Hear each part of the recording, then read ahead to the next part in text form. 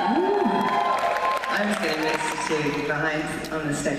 But there's something so powerful that I think she's touching on. There is something about isolation and loneliness going on in this generation, and a lot of it is fed from codependency. And my journey was down to the fact that I was little Miss Goody Two-Shoes from 2 Baptist ministers in England, and I was an only child, and so I had to get it right.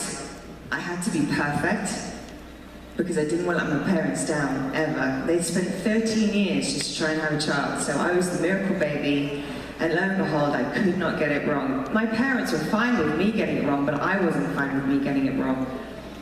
And so my journey was that I was little Miss Goody Two-Shoes all the way through until my father died when I was 23. Very suddenly, I got a phone call. I was driving to a party somewhere between Oxford and London, and I was going to have a fantastic rave somewhere and probably get very drunk because I was 23, and I wasn't surrounded in a Christian community all that much. I was half into church and half out. I was kind of doing the justification of why we could cover most bases sexually, but not actually have sex. You can touch places, just not there. That was one of my things. You can touch certain, just not there. So, that's fine. That's fine. Jesus is all right with that. Just, if I'm not actually making children, then we're fine.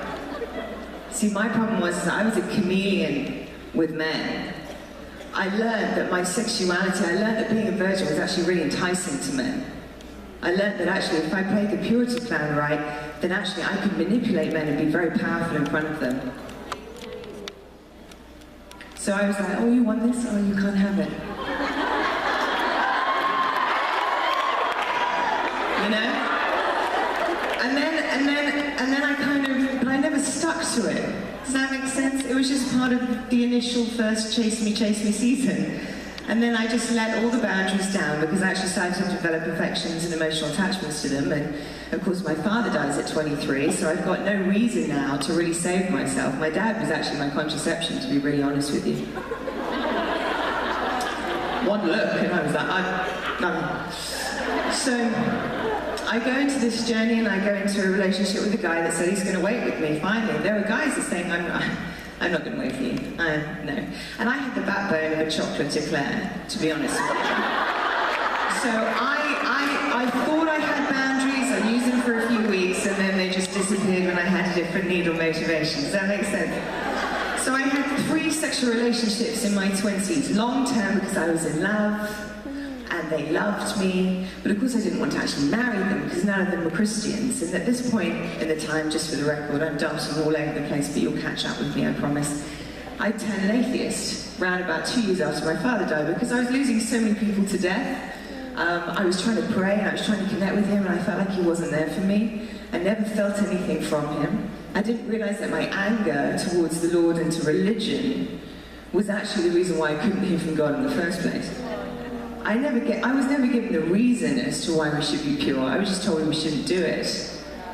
I wasn't given an explanation. There are reasons why he says no. He's a good dad. So why was I not understanding this information? I just wasn't taught it. So I was just pretty much fitting into the culture. I was conforming to the customs of the world and trying to please everyone and being as chameleon-like as possible so that I would be accepted, so that I would be seen as successful. I did everything that I thought I should do. I was trying to have the modern-day relationship, living with my boyfriend at some point, and still go to church on a Sunday. It was back and forth, all over the shop. I just had no clue what I really wanted. I would change my opinions all the time, and I was influenced by the next person I'd have a conversation with. So I lost who I was. I didn't know who I was at all. And I'm now going through this journey of back and forth, atheism, mad, angry atheism. I was the one that would argue under the table because he didn't exist anymore. I didn't believe that this was a good God. That's mainly because I was brought up with a religious God. So I never had a relationship. Some people say, you know, if you're breaking purity or you're doing things that are against what he really wants for you, then you can't love Jesus. I probably disagree with that. I say you just don't understand him. I think you do love Jesus.